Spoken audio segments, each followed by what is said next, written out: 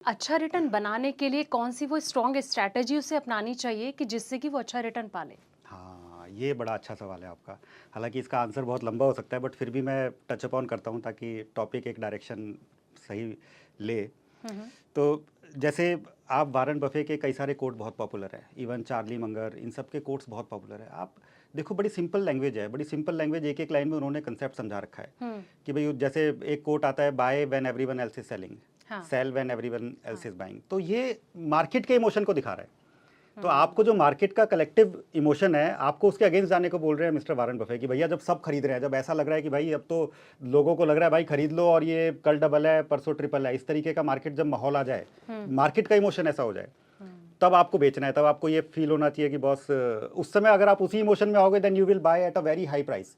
आप बहुत ऊंची वैल्यूएशन पे एंटर करोगे, फिर आप रिग्रेट करोगे कि यार मैं इतनी ऊंची वैल्यूएशन पे एंटर किया। फॉर एग्जांपल जो लोग अगस्त सितंबर अक्टूबर 2024 में एंटर किए होंगे स्मॉल कैप्स में, हाँ, तो उस समय मार्केट का माहौल ऐसा ही था भाई, किसी भी स्मॉल कैप में पैसा डालो, माइक्रो कैप में डालो, एसएमई में डालो और हुँ, 3 महीने में 6 महीने में डबल ले लो। अच्छा, एकदम माहौल ऐसा था। हुँ, तो कितने ही लोग एंटर किए होंगे, आई कैन हुँ, इमेजिन। मतलब जैसा मैंने बोला कि इमोशन इज अ इमोशंस को कंट्रोल करना इट्स अ लर्निंग जो कि मैं अपने लाइफ टाइम में अचीव नहीं कर पाऊंगा, मैंने भी गलतियां की।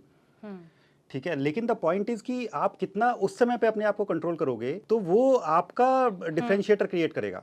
हुँ, तो लर्निंग बहुत सिंपल है। जैसे वारेन बफे का मैंने एक कोट बताया, ऐसे बहुत सारी चीज़ें हैं। जैसे वारेन बफे का या चार्ली मंगर का एक कोट है कि boss, if you do not want to keep a share for next 10 years, don't keep hmm, it for next 10 minutes. Hmm, तो बेसिकली कहना क्या चाहते हैं, कहना ये चाहते हैं कि भाई अगर उसके फंडामेंटल अच्छे नहीं है, मतलब आपको लगता है प्रमोटर का हिस्ट्री अच्छा नहीं है, करेक्टर अच्छा नहीं है या क्रेडिबिलिटी अच्छा नहीं है, तो फिर आप 10 साल नहीं रखना चाहोगे। तो अगर आप 10 साल नहीं रख रहे हो तो आज ही बेचो। तो वहाँ पे अगर कोई आपको ये बोलता है कि नहीं यार इसमें ये ऑपरेटर आने वाला है या इसमें ये फंड आने वाला है और ये डबल होगा, boss if you cannot rely on the promoter, तो वो इमोशन मत रखो आप कि यार हुँ, इसमें 20% ऊपर हो जाएगा या मेरा लॉस कवर हो जाएगा तब मैं बेचूंगा।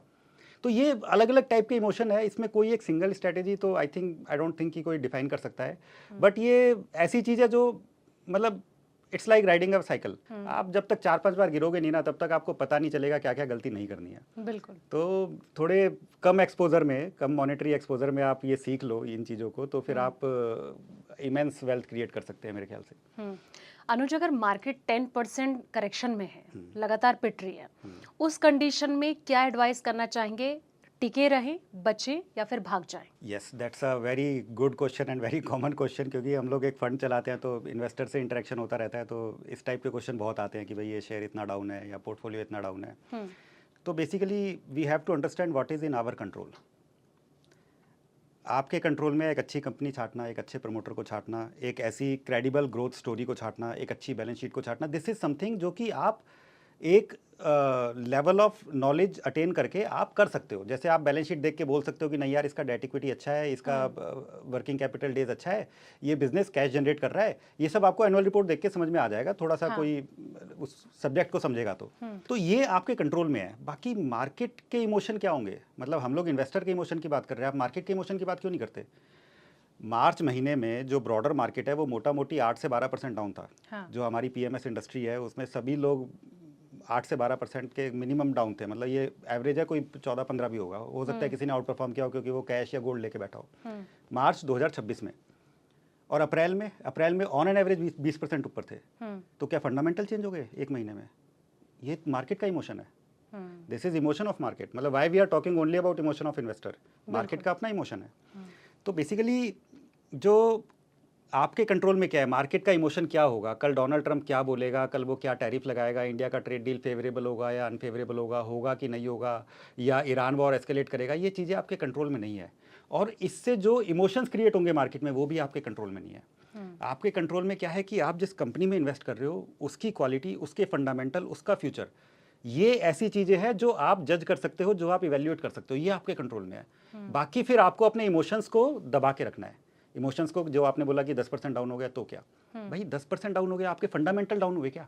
ये फंडामेंटल आपके डाउन हुए, कंपनी का ग्रोथ ट्राजेक्टरी सेम लाइन पे है, कंपनी के जो माइलस्टोन जो आपने एनविसाज किए थे स्टार्टिंग में, आपने एंटिसिपेट किए थे कि भाई 3 महीने में कंपनी का ये प्लांट चालू होगा, 9 हुँ, महीने में उसका कैपेसिटी यूटिलाइजेशन इतने पे पहुंचेगा, है ना। जो अगर कंपनी उस डायरेक्शन में जा रही है तो वाई यू आर वरीड। हुँ, अगर आप रोज रोज शेयर प्राइस देखोगे और उससे अपने इमोशंस को मिसमैनेज होने दोगे तो फिर तो आप पीक पे एंटर करोगे और बॉटम पे एग्जिट करोगे ये सोच के कि हाय ये तो डूब जाएगा, जीरो हो जाएगा, उससे पहले बेच दो, है ना। लॉस अवर्जन बायस बोलते हैं इसको, इमोशंस को आप बिल्कुल। बायस वर्ड भी यूज़ कर सकते हो। तो there are so many common and very well known biases in investing you know circle. तो loss aversion bias is one of them. आपने बिल्कुल एक सही बात बोली कि क्यों नहीं मार्केट के इमोशन को समझा जा सकता है। तो इसी से मैं ये जानना चाहूंगी कि आखिर मार्केट के इमोशन को समझने के लिए कौन से वो फंडे अपनाने चाहिए जिससे हमें पता चल सके कि आखिर मार्केट जो है वो किस और अब चल सकती है और हमें कैसे स्टेप लेना है। Yes, that's a very qualitative question. तो क्वालिटेटिव आंसर देता हूँ मैं इसका। तो मैम, मार्केट के इमोशन को आप कैसे जज करोगे? जैसे अगर आप मुझसे पूछो कि भाई फरवरी महीने में क्या मुझे पता था कि मार्च में इमोशन इतने डाउन हो जाएंगे, तो मार्च ईरान यूएस वॉर ऐसा नहीं है मार्च में शुरू हुई थी, इट बिल्कुल। Started in Feb. यस। लेकिन इमोशन ने बॉटम हिट किया मार्च के महीने में। तो फरवरी में किसी ने समझा था कि मार्च के महीने में ऐसा इमोशन होगा? नहीं। मार्च में किसी ने समझा था अप्रैल में इस तरीके का इमोशन होगा, एक तरफा ऊपर एकदम स्ट्रेट लाइन? हाँ। किसी ने नहीं सोचा था मैम। तो मार्केट के इमोशन को आप, एक इंग्लिश में मैंने किसी के मुंह से बड़ा अच्छा फ्रेज सुना था, तो मतलब मार्केट के इमोशंस को पकड़ना is like catching a falling knife. तो मतलब आप नीचे वाले हिस्से के को पकड़ोगे नाइफ के तो आपको कट लगेगा, और ऊपर वाले हिस्से को पकड़ोगे तो इट्स लाइक 50-50, है ना। तो it can be very risky. तो मार्केट के इमोशंस के बदले आई वुड से कि भाई आप मार्केट के थीम को पकड़ो।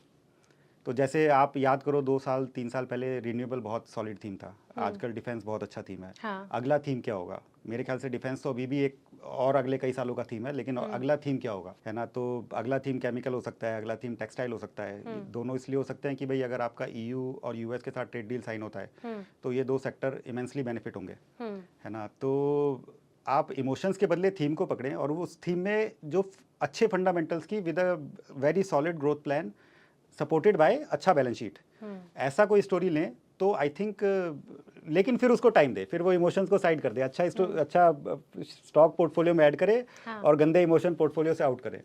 I think that should be the way forward. अच्छा, जब इन्वेस्टिंग कोई करता है, निवेश करता है, तो उस टाइम पे उसका दुश्मन क्या है? वॉलेटिलिटी है या फिर निवेशक का खुद का जो माइंड है? खुद का माइंड है मैम, क्योंकि वॉलेटिलिटी तो हमेशा रहा है, हमेशा रहेगा। लेकिन इन्वेस्टर का जो माइंड है वो किस मतलब फ्रेम में है, वो किस जोन में है, वो बहुत इंपॉर्टेंट है। तो मैं मतलब कुछ इंटरेस्टिंग बनाने के लिए let me give you some example. So we once had a client जिनका साल का नेट प्रॉफिट था, मतलब 4 साल पहले की बात होगी, लगभग 75 करोड़ का साल का नेट प्रॉफिट था, मतलब अच्छा। कॉर्पोरेट क्लाइंट था। तो उन्होंने हमको इन्वेस्टमेंट के लिए 50 लाख रुपया दिया, और जैसे ही वो 48 हुआ उन्होंने विड्रॉ कर लिया। अच्छा। तो मतलब एक आदमी जो साल का 70 करोड़ रुपया प्रॉफिट कमा रहा है, वो 50 लाख में से 2 लाख रुपया डाउन नहीं देख पाया। और ऐसे भी लोगों को मैं डील किया हूँ जो पोर्टफोलियो जब ये गिरावट आई, जैसे मार्च में आई या पूरा जो उससे पहले का 1 साल था, उसमें पोर्टफोलियो 15% 20% डाउन है, बट वो हंस के मतलब उसको एंजॉय कर रहे हैं। दे आर आस्किंग कि बॉस आपको अच्छा लगता है तो बताओ और पैसा डाल दें। तो ये जो माइंडसेट का गेम है ना, मतलब 2 एक्सट्रीम माइंडसेट, और ये कॉमन है, बहुत कॉमन है मैम। जो नए नए लोग आए हैं जिन्होंने मार्केट का सिर्फ एक साइड देखा था, जिन्होंने 2022-2023 में एंटर किया, उन्हें तो लगता था कि यार पैसा तो बढ़ता ही बढ़ता है, मतलब it's a one way street, है ना। तो जब वो लोग दे कुड नॉट विजुअलाइज कि बॉस ये नीचे भी जा सकता है, उनको पता ही नहीं था ये नीचे भी जाता है। तो basically volatility will always remain there, ठीक है। इन्वेस्टर का माइंडसेट इज समथिंग जो उसको इंपल्सिव डिसीजन लेने के लिए कंपेल करेगा कि भाई जैसे ही वो 2 लाख रुपया डाउन हुआ तो यार मेरा तो पोर्टफोलियो वापस कर दो बॉस, मेरे को नहीं लगाना मार्केट में पैसा, है ना। वो आज अगर पोर्टफोलियो तब नहीं निकाला होता तो हो सकता है 2 करोड़ रुपए का होता आज। अच्छा। तो the point I am trying to say is कि आपके जो इमोशंस है ना, वो सारा गेम खराब करते हैं। तो इमोशंस के कारण क्या होगा, जब आप इंपल्सिव डिसीजन ले रहे हो, इंपल्सिव डिसीजन में आप कहोगे यार अप्रैल मई में तेजी आ गया यार, अब डालो पैसा, अब मैं सारा पैसा डालूंगा, अब मैं सारा घर का, हो सकता है वो उधारी लेके पैसा डाले, क्योंकि मार्केट एक तरफा जा रहा है, तो मैं 3 महीने बाद निकाल के अपनी उधारी वापस कर दूंगा। तो आपने लोन लिया, पीक पे एंटर किए, और जैसे ही मार्केट डाउन होना शुरू हुआ तो आपको लगा कि यार ये गेम तो खराब है, तो फिर आपने फिर एक इम्पल्सिव डिसीजन लिया कि आपने उसको लॉन्ग टर्म बोल के एंटर हुए थे आपकी मैं लॉन्ग टर्म इन्वेस्टर हूँ, और 3 महीने बाद आपने 10% डाउन देखा और आपने एग्जिट ले लिया। तो मतलब there are I know lot of people जिन्होंने जनवरी फरवरी में एकदम वो होके मतलब एकदम अपना पेशेंस लूज करके जनवरी फरवरी में विड्रॉ किया। और अगर वो जनवरी फरवरी में विड्रॉ नहीं करते तो वो आज मई एंड में वो मेरे ख्याल से 25-30% तो मिनिमम अप होते अपने ओरिजिनल प्रिंसिपल अमाउंट से। तो मतलब I have seen lot of people. तो वो क्या है कि वो आप इम्पल्सिव डिसीजन ले रहे हो, आपका इमोशन आपको कंपेल कर रहा है कि आप इम्पल्सिव हो जाओ और इम्पल्सिव डिसीजन लो। तो ऐसा आदमी हमेशा दूसरों के लिए पैसा दे के जाएगा। लॉन्ग टर्म इन्वेस्टर जो इमोशंस को अपने सही से कंट्रोल कर पाते हैं उनको पैसा मिलेगा, और जो इम्पल्सिव हो रहे हैं उनका लॉस होगा। अच्छा, अगर इन्वेस्टिंग से इमोशन को ही हटा दिया जाए तब किस और राह बन सकती है? हाँ, ये सही है मैम। थोड़ा बहुत तो इमोशन रहेगा मैम फिर भी, ठीक है, और थोड़ा बहुत रहना भी चाहिए।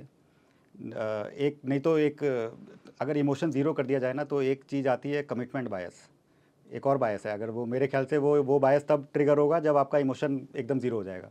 तो मतलब कहीं ना कहीं आपने फंडामेंटल चेक किए, आपने एक वैल्यूएशन बनाया, आपको लगा अच्छी वैल्यूएशन है, अच्छा ग्रोथ है, आपने इन्वेस्ट किया। लेकिन अब आपने इमोशन हटा दिया उसमें से, अब आपको बिल्कुल फील नहीं हो रहा कि वो 40% डाउन है।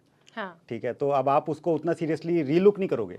अच्छा। ठीक है, या फिर आप अपने उसमें रहोगे कि भाई मेरा मैथ तो कहता है कि भाई ये 2 गुना होना चाहिए। तो वो कहीं ना कहीं आपको कमिटमेंट बायस की तरफ ले जाएगा। कमिटमेंट बायस माने कि आपने एक थीसिस बनाया, उस पर कमिट हुए और फिर उसी पे स्टिक कर रहे हो, और आप दूसरा साइड देखना ही नहीं चाहते हो कि मे बी द फंडामेंटल्स जिसके बेस पे आपने इन्वेस्ट किया स्टार्टिंग में वो फंडामेंटली चेंज हो गए या वो फंडामेंटली गलत हो गए, है ना। जैसे आपने कितना ही अच्छा सोलर कंपनी में इन्वेस्ट किया होता आज से 3 साल पहले, तो आपने मोस्ट लाइकली पीक पे एंटर किया होता 2 साल पहले, और आज वो ग्रोथ उस टाइप का नहीं है, because there is a segment in the market that says कि बस ओवर कैपेसिटी हो गया इंडिया में, ओवर सप्लाई का सिचुएशन है। तो इमोशंस थोड़े बहुत रहने चाहिए, बट इमोशंस को कंट्रोल करना ज़्यादा जरूरी है, और वहाँ पे इमेंस वेल्थ बनेगा मैम, वहाँ पे इमेंस वेल्थ बनेगा। मतलब मैं आपको न जाने कितने एग्जांपल दे सकता हूँ। जैसे हमारा सबसे पहला शेयर जो हमने खरीदा था, एक कंपनी है केमिकल सेक्टर की, तो मैं मतलब जानबूझ के कंपनियों के नाम नहीं लेता।